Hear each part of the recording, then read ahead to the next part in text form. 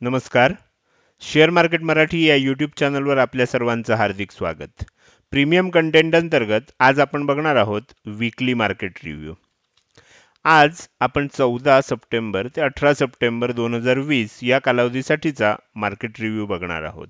चला तर मग सुरू करूया आजच्या व्हिडिओला आणि समजून घेऊया आज आपण काय काय बघणार आहोत. आज आपण मागच्या आठवड्यात काय झालं ते आधी बघणार आहोत. त्यानंतर येत्या आठवड्यासाठी आपण कशा पद्धतीने ॲनालिसिस करू शकतो, निफ्टी, बँक निफ्टी, काही स्टॉक्स, कमॉडिटीमध्ये गोल्ड, सिल्वर आणि क्रूड ऑइल याबाबत आपण बघणार आहोत. त्याचबरोबर आपण इन्व्हेस्टमेंट थॉट्स हा एक नवीन सेक्शन या रिव्ह्यूमध्ये ॲड करत आहोत. तर ते काय आहे ते आपण ज्यावेळेला आपण तिथपर्यंत पोहोचू त्यावेळेला तुमच्या लक्षात येईल. आपल्या व्हिडिओला सुरुवात करूया आणि पहिल्यांदा बघून घेऊया की मागच्या आठवड्यामध्ये काय काय घडलं होतं, आपण कशा पद्धतीने ॲनालिसिस केलं होतं आणि मार्केटमध्ये प्रत्यक्षात काय घडलं. मागच्या आठवड्यात मी तुम्हाला सांगितलं होतं की निफ्टी 11,250 ते 11,275 ही निफ्टीची सपोर्ट लेवल आहे. निफ्टीमध्ये जेवढा फॉल आलाय हा फॉल मी म्हटलं होतं की झालं, एवढी घसरण भरपूर झालेली आहे, इथून पुढे घसरण होण्याची शक्यता कमी वाटते मला. तुम्ही जर बघितलं असेल तर तुमच्या असं लक्षात आलं असेल की ह्याच लेवलच्या आसपास सपोर्ट घेऊन निफ्टीनं यू टर्न घेतलेला आहे. आपण परफेक्टली त्यावेळेला ॲनालिसिस केलं होतं आणि त्याचं मी कारणही सांगितलं होतं, ह्या लेवलला का सपोर्ट घेऊ शकतं ते सांगितलं होतं. आणि झाली एवढी घसरण पुरेशी वाटते मला, ह्याच्यापेक्षा जास्त घसरण होण्याची शक्यता कमी आहे असं देखील सांगितलं होतं. त्या दोघांची कारणं मागच्या व्हिडिओमध्ये आपण बघितलेली होती आणि त्याच पद्धतीनं निफ्टीमध्ये ट्रेडिंग झालेलं आहे. आपण जेव्हा चार्टवर जाऊ त्यावेळेला आपण पुन्हा एकदा त्याच्याविषयी थोडीशी माहिती घेऊ. बँक निफ्टीच्या बाबतीमध्ये मी तुम्हाला सांगितलं होतं की 22,800 ते 23,000 हा चांगला सपोर्ट आहे. मात्र तो जर तुटला तर मात्र 22,500 आणि 22,000 पर्यंत देखील बँक निफ्टी जाऊ शकतं. बँक निफ्टीच्या बाबतीमध्ये मी असं अजिबात म्हटलं नव्हतं की झाली तेवढी घसरण पुरेशी आहे. कारण बँक निफ्टी मागच्या आठवड्यात जरी 20 डे मुव्हिंग ॲव्हरेजच्या वर क्लोज झालं असलं तरी बँक निफ्टीमध्ये वीकनेस जास्त असण्याची शक्यता होती आणि त्यानुसारच झालं. बरोबर 22,000चा सपोर्ट घेऊन बँक निफ्टी आता ट्रेड करते.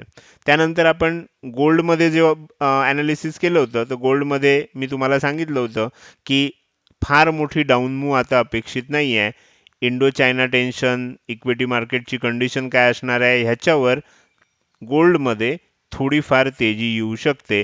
मात्र जोपर्यंत मी ती फिबोनाकी रिट्रेसमेंट लेवल दाखवल्या होत्या 0% टू 38.2% या रेंजमध्ये आहे, तोपर्यंत फार मोठी मूव्हमेंट अपेक्षित नाही आहे. आपण चार्टवर जाऊ तेव्हा ते देखील बघणार आहोत. तर ज्या पद्धतीनं गोल्डचं ॲनालिसिस केलं होतं त्याच पद्धतीनं सिल्वरचं देखील ॲनालिसिस केलं होतं. मात्र क्रूड ऑइलच्या बाबतीत आपण सांगितलं होतं की 2900ला जुलै महिन्यात दोनदा 29ची लेवल टेस्ट झालेली आहे. 2,900 ही लेवल जुलै महिन्यामध्ये दोनदा टेस्ट झालेली आहे आणि दोनदा तिथनं रिट्रेसमेंट आलेली होती. मात्र ती जर तुटली तर 2800 पर्यंत क्रूड ऑइल खाली येऊ शकतं आणि तीही लेवल तुटली तर 2600 पर्यंत देखील खाली येऊ शकतं. तुम्ही जर बघितलं तर मागच्या आठवड्यातच ती लेवल तुटली आणि 2800 2700 पर्यंत क्रूड ऑइल खाली आलेलं होतं. 2600ची लेवल काही आली नाही, पण 2900ची लेवल तुटल्यानंतर तिथून ₹200 डाऊनफॉल क्रूड ऑइलमध्ये आलेला होता. क्रूड ऑइलमध्ये ₹200 डाऊनफॉल हा अजिबात एका आठवड्यासाठी कमी नाही आहे. नॉर्मल मार्केट कंडिशनमध्ये ही खूप मोठा आपल्याला ट्रेड झाला असता. आता आपण काय करूया, पुढे जाऊया आणि समजून घेऊया की येत्या आठवड्यासाठी कशा पद्धतीनं मार्केटमध्ये ट्रेडिंग होऊ शकतं. आपण निफ्टी, बँक निफ्टी, काही स्टॉक्स आणि कमोडिटी मार्केटमधले 3 इन्स्ट्रुमेंट गोल्ड, सिल्वर आणि क्रूड ऑइलसाठीचं हे ॲनालिसिस करतोय. आपण जाऊया डायरेक्टली चार्टवर. सगळ्यात पहिल्यांदा आपण बघणार आहोत निफ्टी 50चा चार्ट. निफ्टी 50मध्ये मी तुम्हाला सांगतानाच सांगितलं होतं मागच्या आठवड्यात, आपण थोडक्यात त्याचा रिव्ह्यू घेऊन पुढे जाऊया. ही लाईन आपण बघितली होती आणि मी सांगितलं होतं की झालं म्हणजे दाखवताना आपण ह्या लेवलला दाखवलं होतं, कारण ही शेवटची कॅन्डल होती आणि क्लोजिंग ह्या कॅन्डलच्या लोच्या आसपासच आलेलं होतं आणि साधारणपणे ह्या आसपासच कुठेतरी सपोर्ट घेणं आवश्यक आहे. एक दिवस खाली गेलं होतं, 11,185 पर्यंत खाली जाऊन आलं, पण त्या दिवशी देखील जर तुम्ही क्लोज बघितलं तर 11,275च्या वरच क्लोज दिलं होतं, 11,278.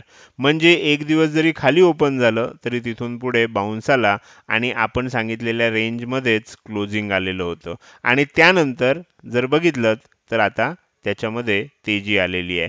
आता काय होऊ शकतं तर इथे बघण्यासाठी आपल्याला आता लक्ष ठेवावं लागणार आहे 11,500 या लेवलवर. 11,500 ही लेवल जर तुटली तर नेक्स्ट 11,550, 11,585 किंवा आपण 11,600 असं समजूया. तर इथपर्यंत निफ्टी या आठवड्यामध्ये जाऊ शकतं. जर समजा 11,500 ची लेवल आणखीन एकदा अटेम्प्ट करून तुटली नाही, तर 11,400 पर्यंत थोडंसं खाली देखील येऊ शकतं आणि आत्ताची रेंज जी बनली आहे म्हणजे साधारणपणे 11,300 ते 11,550 या रेंजमध्ये या आठवड्यामध्ये ट्रेड होऊ शकतो. म्हणजे साधारणपणे ही जी लेवल आहे लो 11,325 ची आणि 11,555 किंवा 550 पकडूया आपण. म्हणजे 11,325, 11,550 या रेंजमध्ये निफ्टीमध्ये ट्रेड होऊ शकतो. असा आपलं ह्या या आठवड्याच्या ॲनालिसिसमध्ये आपण ह्या कन्क्लुजनपर्यंत आलेले आहोत. आता आपण बघूया बँक निफ्टीच्या बाबतीमध्ये कशा पद्धतीनं ट्रेड होऊ शकतो. बँक निफ्टीच्या बाबतीमध्ये मी सांगितलं होतं की 20 डे मूव्हिंग ॲव्हरेजच्या वर जरी क्लोजिंग झालंय, तरी मी असं म्हटलं नव्हतं की झाली एवढं डाऊनफॉल भरपूर झाला. जे निफ्टीच्या बाबतीत म्हटलं होतं, इथे जर तुम्ही बघितलं तर त्यावेळेला मी सांगितलं होतं 22,800 ते 23,000 या रेंजच्या जर खाली गेलं तर बँक निफ्टीमध्ये 22,000 पर्यंतची डाऊन मूव्ह येऊ शकते. तुम्ही जर ह्या कॅन्डलचा लो बघितला तर 22,080चा आहे. 22,000च्या आसपास बँक निफ्टी जाऊन आलंय आणि मागचे 2 ट्रेडिंग सेशन जर बघितलेत तर आपण डेली ॲनालिसिस करतो त्यामध्ये पण सांगितलं होतं की 22,700 आणि 22,200 या रेंजमध्येच बँक निफ्टी अडकलेलं आहे. आता ज्या दिशेनं त्याचं कदाचित काय होईल वरच्या दिशेनं जर ब्रेकआउट आला तर मग 20 डे मूव्हिंग ॲव्हरेज पर्यंत म्हणजे साधारण 23,000 पर्यंत जाऊ शकतं आणि जर खालच्या दिशेनं त्याच्यामध्ये ब्रेकडाऊन झालं तर मात्र आपल्याला आता नेक्स्ट सपोर्ट जो मिळणार आहे तो 21,500च्या आसपास आपल्याला मिळू शकतो. तर हे झालं बँक निफ्टीसाठीचं ॲनालिसिस. ही जी रेंज आहे जी आत्ता दिसतेय सर्वसाधारणपणे ढोबळमानानं आपण जर बघायला गेलो तर ही रेंज आहे खाली 22,200 ची आणि वर आहे 22,700 ची. ह्या रेंजच्या ज्या दिशेनं ब्रेकआउट येईल साधारणपणे 500 पॉईंट्स म्हणजे ह्या कॅन्डलच्या जे हाईट बघितलं तर ही जी हाईट आहे 500 पॉईंटची तेवढी मूव तरी आपल्याला एका दिवशी किंवा 2 दिवसामध्ये सहज येऊ शकते. तर आपल्याला खाली 500 पॉईंट किंवा वर 500 पॉईंटची मूव अगदी सहज अपेक्षित आहे. तर हे झालं बँक निफ्टीसाठीचं ॲनालिसिस. आता आपण जाऊया काही स्टॉक्सकडे. स्टॉकमध्ये काही इंटरेस्टिंग आपल्याला गोष्टी बघायला मिळतील. मागच्या आठवड्यामध्ये रिलायन्समध्ये अतिशय चांगली तेजी आली होती. रिलायन्सनं आणखीन काही डील केल्या होत्या रिलायन्स रिटेलसाठी आणि त्याच्यामुळे जर बघितलं तर रिलायन्समध्ये मागचे 2 म्हणजे हे मागचे 3 दिवस जर बघितलं 3-4 दिवस तर अतिशय चांगली त्याच्यामध्ये काय झाली होती रॅली आलेली होती. आता रिलायन्समध्ये जर तुम्ही लास्ट ट्रेडिंग सेशन बघितलं तर एक इनसाइड बार बनलेला आहे आणि आपल्याला माहिती आहे या पद्धतीचं आपण अनेक वेळा बघितलेलं आहे. जर समजा याची हाईट किती आहे ते जर बघितलं तर साधारण तुमच्या लक्षात येईल की 50 रुपयाचं डिफरन्स आहे हाय आणि लो मध्ये. जर समजा याचा लो तुटला तर रिलायन्सचा शेअर ह्याच्या खाली म्हणजे ही जी लो आहे याच्या खाली आणखीन 50 रुपये येऊ शकतो. 2287 आहे. आपण 2200 साधारणपणे 87 म्हटल्यानंतर त्याच्या खाली 50 म्हणजे 37 रुपयापर्यंत म्हणजे 2235 ते 2237 पर्यंत खाली येऊ शकतो आणि जर वर गेला हा जर हाय मोडला म्हणजे 2237चा हाय आहे तो जर मोडला तर आणि 50 पॉईंटची वर मूव येऊ शकते म्हणजे 2387 2390 पर्यंत रिलायन्सचा शेअर वर देखील जाऊ शकतो. ज्या दिशेनं रेंज मोडेल त्या दिशेनं, अर्थात एका दिवसात होईल असं नाही, कदाचित एका दिवसात सुद्धा होऊ शकतं. तर ₹50 मूव्हमेंट वरच्या दिशेनं किंवा खालच्या दिशेनं रिलायन्समध्ये होऊ शकते. कोणत्या दिशेनं होईल त्यानुसार मार्केटची मोमेंटम राहील. जर रिलायन्सनं हा लो तोडून खाली आलं तर निफ्टीमध्ये सुद्धा थोडीशी घसरण होऊ शकते. 11,400 किंवा 11,375 पर्यंत निफ्टी देखील खाली येऊ शकतो. मात्र जर इथून पुढे वर गेलं तर मात्र निफ्टी 11,500 ची लेवल तोडण्याची शक्यता वाढेल. 11,550 पर्यंत जाऊ शकतं, कारण रिलायन्सचा वाटा निफ्टीमध्ये खूप जास्त आहे. त्यानंतर आपण पुढचा शेअर बघूया. मागच्या आठवड्यात तुम्ही जर बघितलं असेल तर सगळ्या आय-टी शेअर्समध्ये अतिशय चांगली मोमेंटम आलेलं होतं. आता तुम्ही जर बघाल तर तुम्हाला विप्रोमध्ये असं लक्षात येईल की राउंडिंग बॉटम फॉर्मेशन तयार झालेलं आहे. म्हणजे तुम्ही जर इथनं असा एक आर्क काढायचा ठरवलात, म्हणजे एक असं अर्धवर्तुळ काढायचं ठरवलं, तर असा एक बॉटम तयार झालेला आहे. आणि जेव्हा राउंडिंग बॉटम फॉर्मेशन तयार होतो तेव्हा त्याची जी ही वरची लाईन आहे, हा जो हाय होता, आपण इथे एक हॉरिझॉन्टल लाईन काढूया म्हणजे तुमच्या लक्षात येईल. 290च्या आसपास ती लाईन आहे. ज्या वेळेला ह्याच्यावर क्लोजिंग आलंय त्यानंतर आता हा बॉटम फॉर्मेशन कंप्लीट झालं असं आपण म्हणू शकतो. आणि ज्या वेळेला इथून पुढे ट्रेडिंग होईल तेव्हा विप्रोमध्ये तेजी येऊ शकते. पहिलं टार्गेट अर्थातच ह्याचा हाय आहे 298, म्हणजे 300 पर्यंत जाऊ शकतो. आणि त्याच्यानंतर जर तुम्ही बघितलं तर आपण मग त्याच्या पुढची टार्गेट जी आहेत ती आपल्याला साधारण ही जी 300 ची लेवल आहे हीच आपल्याला 301 302 ही पहिली टार्गेट आहेत. आणि त्याच्यानंतर बघितलं तर त्याच्यानंतर आपल्याला असं लक्षात येईल की एवढ्यामध्ये आपल्याला टार्गेट किंवा इथे पुन्हा एकदा रेजिस्टन्स येऊ शकतो. तर आत्ता जो 293च्या आसपास आहे, म्हणजे ह्याच्यामध्ये आणखीन ₹10 मूव्हमेंट विप्रोमध्ये येऊ शकते. त्यानंतर आपण पुढचा शेअर बघणार आहे तो म्हणजे HDFC आहे. HDFC या शेअरमध्ये आपण बघूया कशा पद्धतीनं ट्रेडिंग होत आहे. तुम्ही जर बघितलं तर HDFC शेअर आपल्याला इथे एक आपण हॉरिझॉन्टल लाईन काढली तर असं लक्षात येईल की HDFC, कारण HDFC हा शेअर निफ्टी बँक निफ्टी दोन्हीमध्येही अतिशय महत्त्वाचा शेअर आहे आणि तो अगदी सपोर्टला ट्रेड करतोय किंवा आपण असं म्हणू शकतो की मेक ऑर ब्रेक लेवलला ट्रेड करतोय. कारण प्रत्येक वेळेला इथे एकदा खाली आला वर गेला, पुन्हा इथला सपोर्ट घेतला वर गेला, पुन्हा इथला सपोर्ट घेतला वर गेला, पुन्हा साधारण सपोर्टला आला, पुन्हा आता सपोर्ट घेऊन जातोय. आता ह्याच्यामध्ये होतं काय की आपल्याला बघायचं काय असतं की टॉप कशा पद्धतीनं बनतायत. इथे जो टॉप बनला तो हायर बनला, इथे जो टॉप बनला हा थोडासा लोअर बनला, साधारण ह्याच रेंजमध्ये इथे बनलाय कारण हा रेड कॅन्डल आहे. तर त्यामुळे बघितलं तर हा डाऊन स्लोप तयार होतोय. कदाचित असं आहे की एकदा, म्हणजे आपण जिथनं बघतोय आपल्या व्ह्यूमध्ये, तर आपल्याला असं लक्षात येईल की एकदा, दोनदा, तीनदा, चारदा सपोर्ट घेतलेला आहे. कदाचित हा सपोर्ट आता तुटण्याची शक्यता आहे. तुटला तर HDFC मध्ये आपल्याला असं लक्षात येईल की 1730-32 पर्यंत, आणि त्याच्या खाली जर जायचं ठरवलं तर साधारण 1700 पर्यंतची डाऊन मूव्ह येऊ शकते. आणि असं झालं तर निफ्टीमध्ये देखील डाऊन मूव्ह येऊ शकते. जर इथेच सपोर्ट घेतला आणि काही दिवस साईडवेज राहू शकतं. मग जर साईडवेज राहायचं असेल, ह्या लेवलचा जर सपोर्ट घ्यायचा असेल 1750-55 या लेवलचा, तर 1750 ते 1800 या रेंजमध्ये साईडवेज देखील राहू शकतं. आता जर साईडवेज राहिलं तर मात्र काय होईल, वरच्या साईडनं ब्रेकआउट येण्याची शक्यता त्यानंतर त्याच्यामध्ये निर्माण होऊ शकते. मात्र जर ही लेवल तोडली तर सांगितल्याप्रमाणे पहिल्यांदा आपल्याला साधारण 1730 पर्यंत आणि खाली बघितलं तर 1700 पर्यंत देखील येऊ शकतो. तर हे दोन आपल्याला त्याच्यासाठी टार्गेट असेल. विप्रो नंतर आणखीन एक IT शेअर आपण बघितलाय तो आहे इन्फोसिस. इन्फोसिसनं जर तुम्ही बघितलं तर एक हाय बनवल्यानंतर थोडंसं प्रॉफिट बुकिंग आलं होतं आणि आता काय झालंय, इन्फोसिस पुन्हा एकदा 20 डे मूव्हिंग ॲव्हरेजच्या वर बरेच दिवसानंतर क्लोज झालाय. तुम्ही जर इथे काळजीपूर्वक बघितलं तर ह्या दिवशी म्हणजे 21 ऑगस्ट नंतर आता जवळजवळ तुम्ही बघायला गेलात तर एका महिन्यानंतर हळू तो पुन्हा एकदा 20 डे मूव्हिंग ॲव्हरेजच्या वर क्लोजिंग दिलंय. तर ही एक पॉझिटिव्ह गोष्ट असू शकते.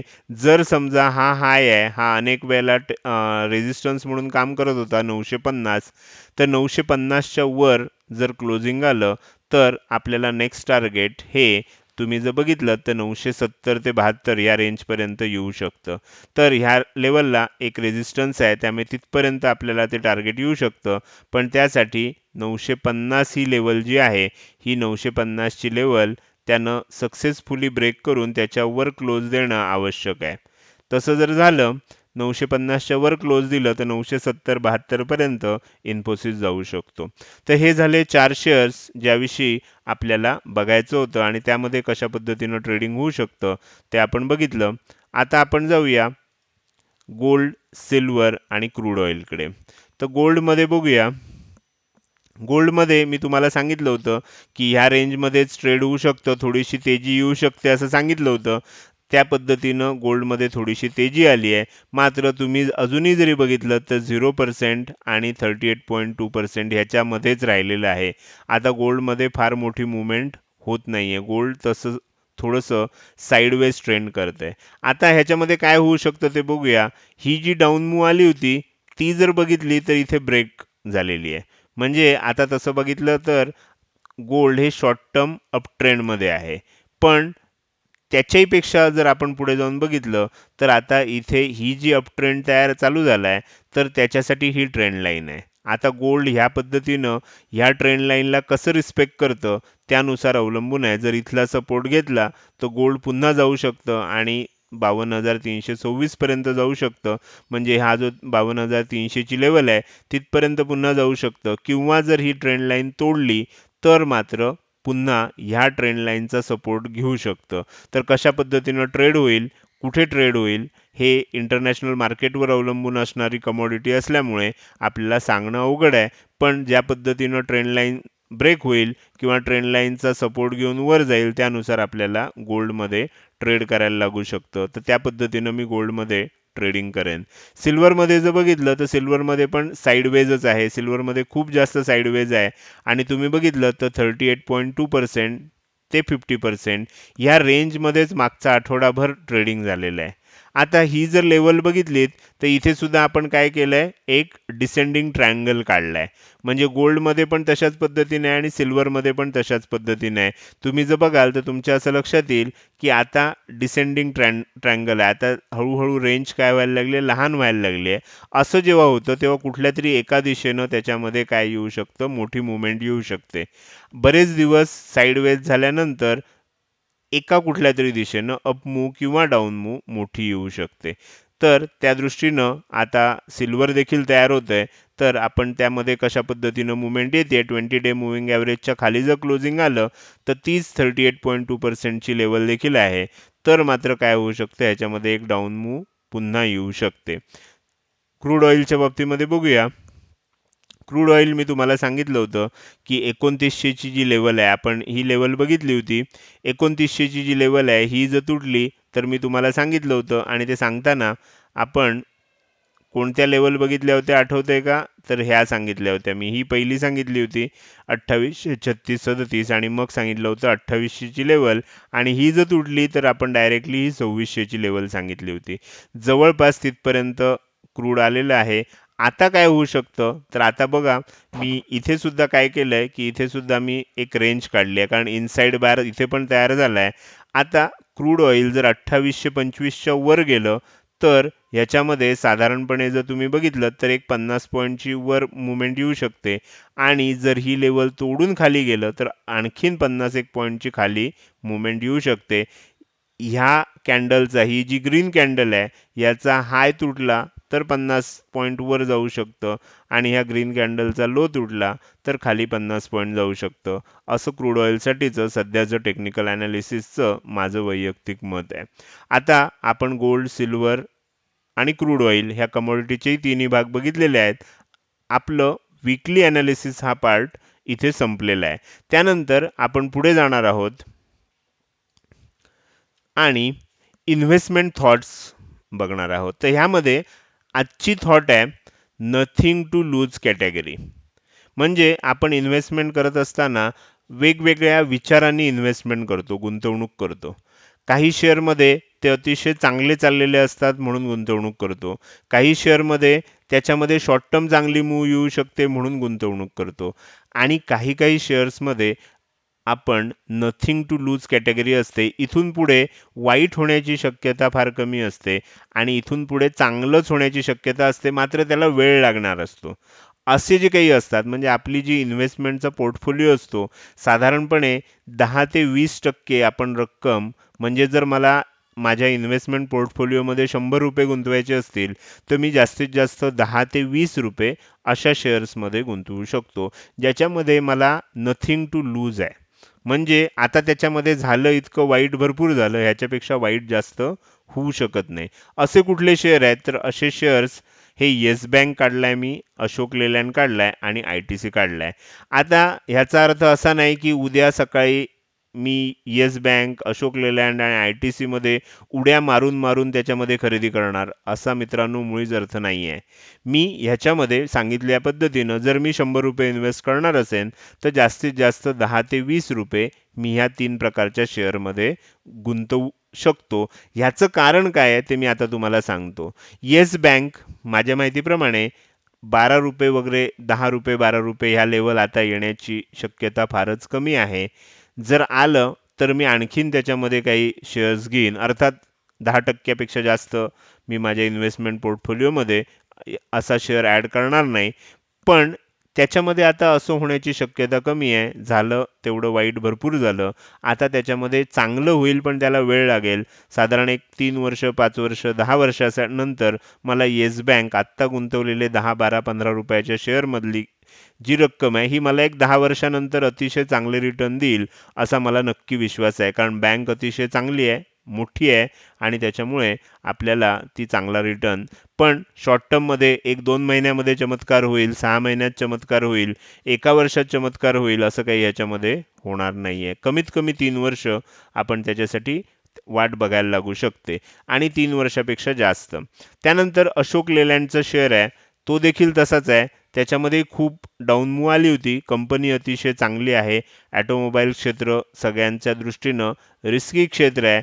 पण अशोक लेलँडचं जर तुम्ही बघितलं तर त्यांची बस, ट्रक ह्या कॅटेगरीमध्ये त्यांचं अतिशय चांगलं नाव आहे आणि अशोक लेलँडच्या शेअरमध्ये देखील मला आता नथिंग टू लूज कॅटेगरीमध्ये हा शेअर येईल असं वाटतंय आणि साधारण जो आत्ता ₹65-68 या रेंजमध्ये चाललाय, ही माझ्या दृष्टीनं मला वैयक्तिक एक 10% इन्व्हेस्टमेंट करण्यासाठी, म्हणजे नथिंग टू लूज कॅटेगरीसाठी मी टोटल 10% ठेवतो, त्यामध्ये हा एक कॅन्डिडेट चांगला बसू शकतो. ITC सदाबहार आहे. ITC मध्ये कुठल्याही लेवलला मी बाय करू शकतो.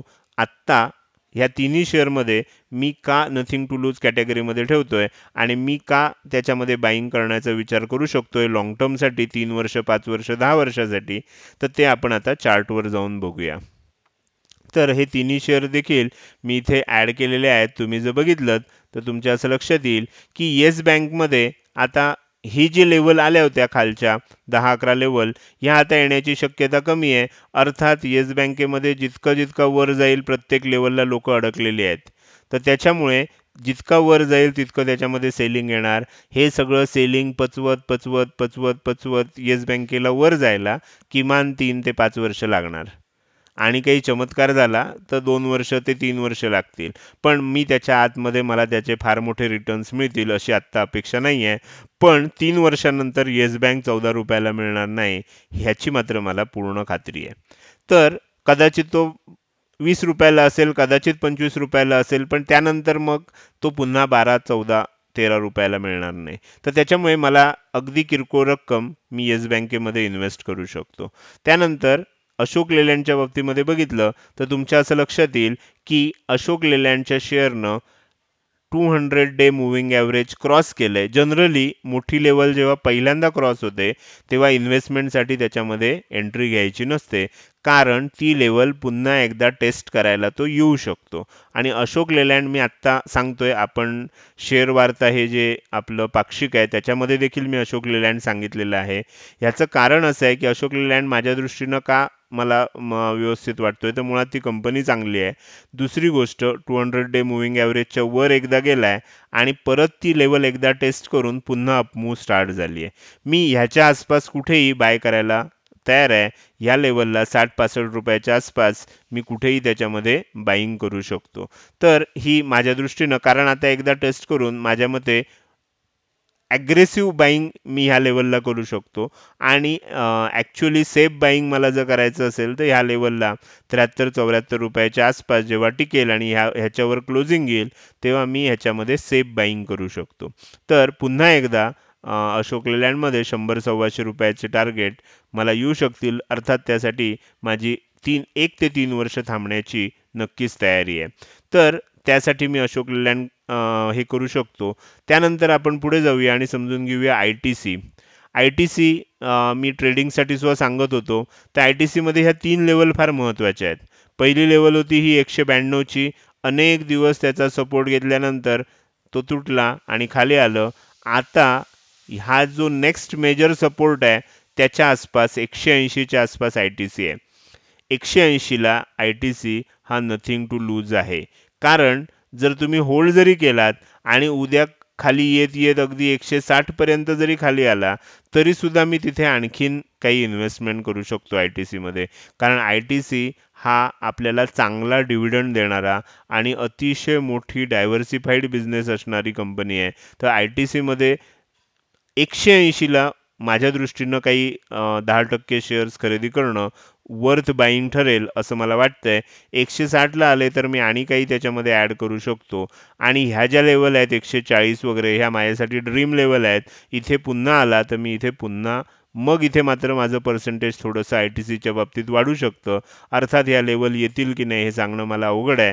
त्यामुळे 180च्या लेवलला मी नक्कीच ह्याच्यामध्ये बाईंग करू शकतो. अर्थात हे सगळे नथिंग टू लूज कॅटेगरीमध्ये आहेत.